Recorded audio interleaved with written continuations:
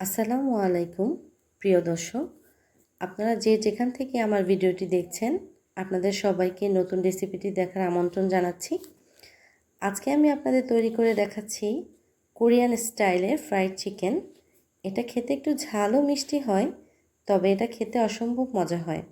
আমি আপনাদেরকে অনুরোধ করব এটা একবার হলেও বাসায় ট্রাই করে দেখবেন। আজকে আমি প্রথম আমার ভিডিওতে ভয়েস ওভার দিচ্ছি, যদি ভুল ত্রুটি হয় অবশ্যই ক্ষমা সুন্দর দৃষ্টিতে দেখবেন। তো ফ্রাইড চিকেন বানানোর জন্য প্রথমে আমি বড় সাইজের 6টি লেগ পিস নিয়ে নিয়েছি এবং একটি ছুরির সাহায্যে সামান্য কেটে নিয়েছি যাতে মশলাগুলো এর মধ্যে ভালোভাবে মিশে যায়। এখন এর মধ্যে লবণ, মরিচের গুঁড়া ও 2 টেবিল চামচ আদা রসুন দিয়ে ম্যারিনেট করে আধা ঘন্টার জন্য নর্মাল ফ্রিজে রেখে দেব। হাত দিয়ে মশলাগুলো ভালোভাবে চিকেনের সাথে মেখে নেব যাতে মশলাগুলো চিকেনের সাথে ভালোভাবে মিশে যায়। এখন আমি এটা ম্যারিনেটের জন্য রেখে দেব। ম্যারিনেট হয়ে গেলে চিকেনগুলোকে আমি ভালোভাবে কর্নফ্লাওয়ারের সাথে মিশিয়ে নেব যাতে চিকেনের মধ্যে থাকা কোনো গন্ধ না আসে এবং এটা খেতে একদম মুচমুচে হয়।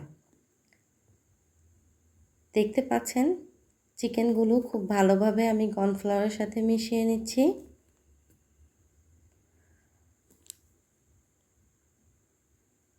কর্নফ্লাওয়ারের সাথে চিকেনগুলো মেশানো হয়ে গেলে এটা ভাজার জন্য একদম রেডি।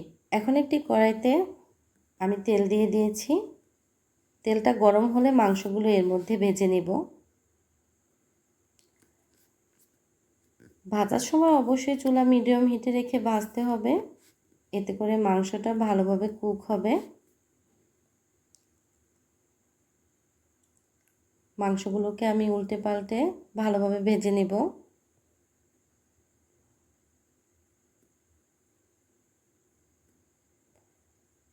মাংসটা ব্রাউন কালার হয়ে আসলে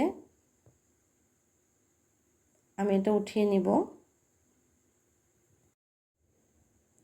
দেখতে পাচ্ছেন কতটা মুচমুচে হয়েছে।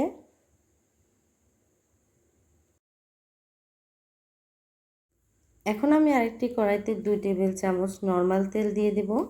আপনারা চাইলে এখানে বাটার ইউজ করতে পারেন, তবে আমার কাছে বাটার ছিল না তাই আমি তেলটাই ব্যবহার করছি। দিয়ে দিচ্ছি 2 টেবিল চামচ রসুন কুচি,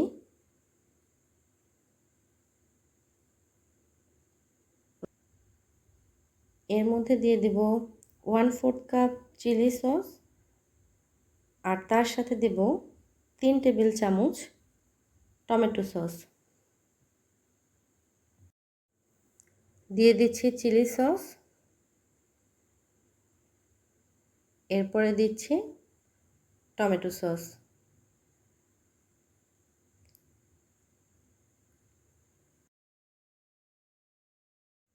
যেহেতু এটা খেতে ঝাল মিষ্টি হবে তাই আমি এখানে চিনি ব্যবহার করব। চিনি ব্যবহার করছি 2 টেবিল চামচ। এখন এগুলো নেড়েচেড়ে একসাথে ভালোভাবে মিশিয়ে নেব। মিশিয়ে নেওয়া হয়ে গেলে চিকেনগুলো আমি এর মধ্যে দিয়ে দেব। তো আমার সসগুলো মেশানো হয়ে গেছে, আমি এখন এর মধ্যে চিকেনগুলো দিয়ে দেব। চিকেনগুলো দিয়ে আমি মিডিয়াম হিটে 5 মিনিট রান্না করব। 5 মিনিট হয়ে গেলে চুলাটা বন্ধ করে দেব, কারণ 5 মিনিটের বেশি এটা রান্না করা যাবে না, তাহলে এটা অনেক বেশি শক্ত হয়ে যাবে। তো 5 মিনিট হয়ে গেলে আমি চুলাটা বন্ধ করে দেব। দেখতেই পাচ্ছেন এটা দেখতে কতটা লোভনীয় হয়েছে। আপনাদের সবাইকে অসংখ্য ধন্যবাদ আমার ভিডিওটি সম্পূর্ণ দেখার জন্য। ধন্যবাদ।